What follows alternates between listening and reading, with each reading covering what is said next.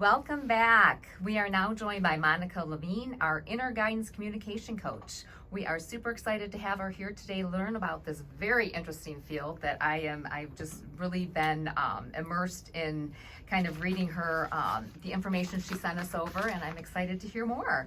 So introduce yourself, please, Monica. Thank you so much for welcoming me. People say to me, what is an inner guidance communication coach? Well, we all have intuition, and I teach people how to access that intuition so that they can receive clear messages about which direction to take, what to do for their health, etc. Because really, as humans, we're of two minds.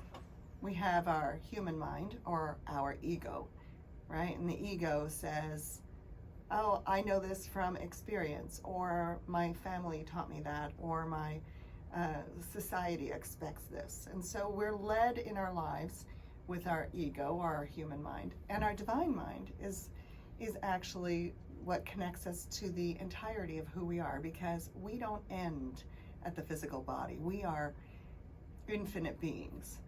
The human mind is like the driver of the car. The divine mind is like our GPS, or I call it our PGS, Personal Guidance System. I like that. Yeah. Very, very true. So if someone has problems with health, for example, your personal guidance system, your divine mind, will tell you which foods to eat, which foods not to eat, which supplements to take, which supplements not to take, which doctor to go to, which doctors not to go to. And I teach people how to access that information on the inside. I find that fascinating. I'm a big proponent of divine guidance and kind of that inner self, that inner subconscious mind that guides you. But I think there is a definite art to being able to tap into that and to trust that. So I think that's, like I said, I'm very interested in this whole kind of discussion. So you are going to be speaking at one of our Rising Professionals event that's coming up on May 19th. It's called The Evolution of Networking. Can you talk a little bit about that and what you'll be speaking about, and why someone should come to this event? Right.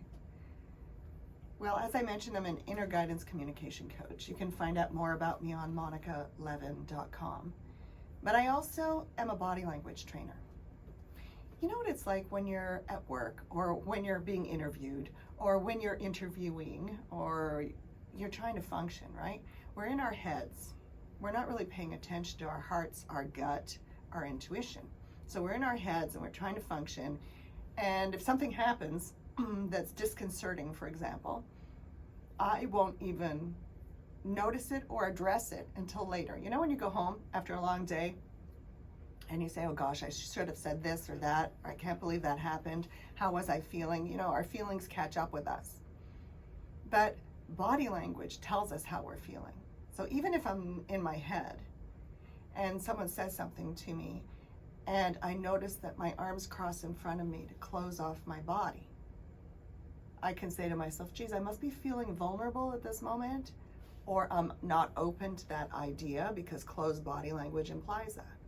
So my body informs me about me, and other people's bodies inform me about them, because our body language comes through whether we're aware of it or not, and it reveals how we feel.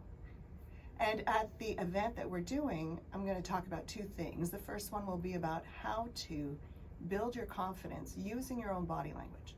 And the second thing will be how to build rapport and trust with people. What are the body language cues that are associated with or correlate with confidence, and then building trust. Wow, that is, and when we speak about networking, I think that is a very crucial component that people maybe don't think about. Like you said, when they're folding their arms, standing there, how is that being portrayed to the other person? So I think that is, it's a fascinating field that has so much impact on our daily lives that we don't necessarily always take the time to really think about that. So absolutely. I mean, companies and the media talk a lot about unconscious bias, but they focus on unconscious bias in terms of gender identity, unconscious bias in terms of race, unconscious bias for gender, or even height. You know, people who are taller get promoted more than people who are shorter. And this pandemic, one of my clients was saying it's been great for him because he's actually quite short. And on video chat, you can't tell. And so he has managed to move forward in his career in a way that he wouldn't have if he had been in person.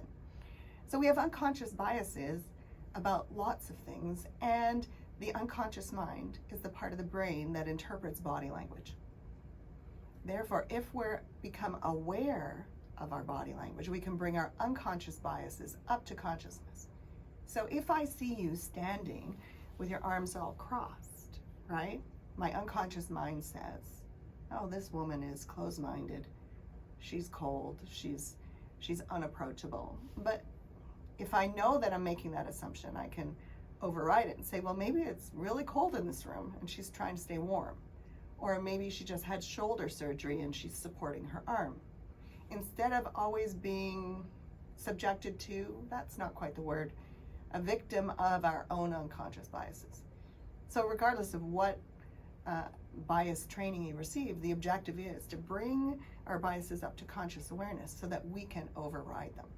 And so we do that with body language, we do that with intuition. You know, we have intuition, and then it's up to us to interpret our intuition. You know, so if I'm driving along the road and I hear in my head, get off the road, Monica. This happened to me. I was on the highway on 96 and I hear, get off the road. And I'm thinking, I always argue with my guidance, right? Wait a minute, my exit is just the next one. And I hear, get off the road, get off the road. So I get off the road, I go up the off ramp, and when I look down, I see that traffic was stopped because there had been an accident. And I would have been stuck there. Was this last weekend? Because we got stuck in that same traffic on 96. So, yes. Yes. Well, it sounds like there is so much more to learn about this topic. So again, I'm thrilled that you will be joining us at Zuki Lake on May 19th to talk a little bit more about this. And we invite all of the community to come on out. You can register at howell.org. And so what are some of the other workshops and services that you offer? I do trainings I'm a keynote speaker. I also offer trainings at companies, usually on body language, because when I approach companies, if I say to them, I want to teach your people about intuition, they go, what are you talking about? But individually, I do private appointments on how to connect to your inner guidance. I also offer online on-demand courses on my website, monicalevin.com. And if people want to learn more about intuition and how to access their intuition, another way to do so is to purchase my book from Amazon. It's called The Body-Soul Bridge, because our divine minds communicate to our human minds through the body-soul bridge. When you receive messages from your divine mind, you could be receiving a message that comes through your body. Could come through a vision you have in your inner mind, a color or a picture. A thought might pop in your head. Also, you might smell something, taste something, because we interpret our world through our senses. And so when your divine mind or your angels or your spirit guides or the Holy Spirit, whatever word you have for it, wants to warn you or guide you or protect you or comfort you, it comes through our senses. And so my book, The Body-Soul Bridge, is available on Amazon.com, and people can reach out to me on monicalevin.com. If you want to get to know if I'm the right practitioner for you, just sign up for my free discovery call. 15 minutes, just sign up on my website, and then we can have a Zoom chat, and you can ask me more questions. Wonderful. Well, I have a quick question. So is that something that is innate with all of us to recognize those signs, or is that kind of what you're kind of helping someone to explore and be able to recognize those signs or that divine guidance and act upon it? I would say both. It's innate, and sometimes we're just so busy in our heads we don't really realize unless it's very loud or unless we're really looking. But when we receive our guidance, sometimes we put up blocks, kind of like talking to somebody on a cell phone that has a bad connection. I help you clear the connection so that you can receive your messages more clearly. A lot of people have had experiences in which they are sure they received guidance. This one man that came for me for coaching the other day, when he was young and he was living outside of Mexico City, he had cashed in everything he had. He was coming to the United States. He put his money in his pocket. He was on his way to the airport and he had to get on a bus. So he gets on this bus and then he has this horrible feeling and he says to the bus driver, I want my money back because I'm going to take the next bus. And he says, well, why would you want to do that? He says, someone's going to come here and rob the bus. The guy wouldn't give him his money back. So he said, no, I have to get off the bus. So he got off the bus. And he did take the next bus. And sure enough, the bus he had been on had been robbed at gunpoint. So we've all had these experiences where something just really pushes you and tells you. And it's nice to have those experiences that are more subtle, right? So that you can feel like you're guided all the time. You feel like you always have support, you always have help. And often our messages come through our intuitive centers, and we have one at the top of our chests, around the suprasternal notch just below. So we have an intuitive center here at the top of the chest, and when you receive messages, sometimes it can feel like a pressure, and it can feel like you're anxious or nervous. It's like this gasping feeling. Have you ever had that? Oh, absolutely. Yeah, yes. That's usually a message coming in.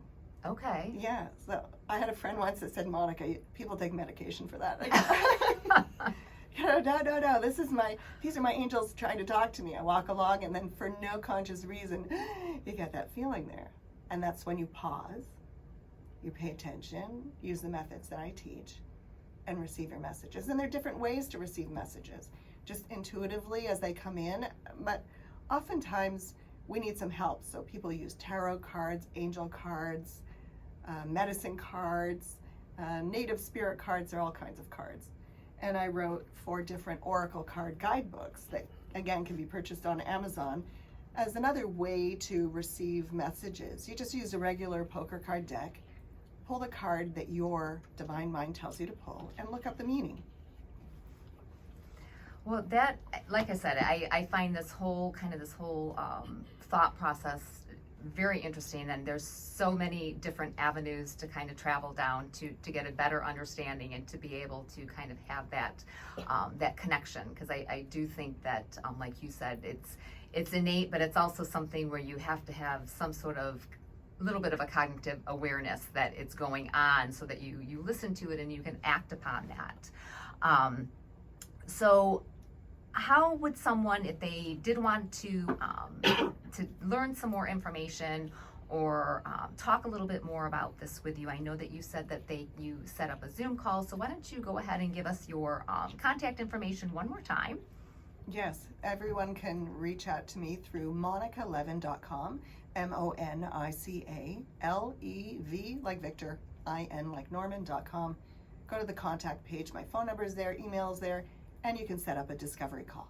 Wonderful. Well, thank you so much, Monica, and we look forward to hearing more from you at the Evolution of Network and on May 19th at Zuki Lake. Thanks so much for having me.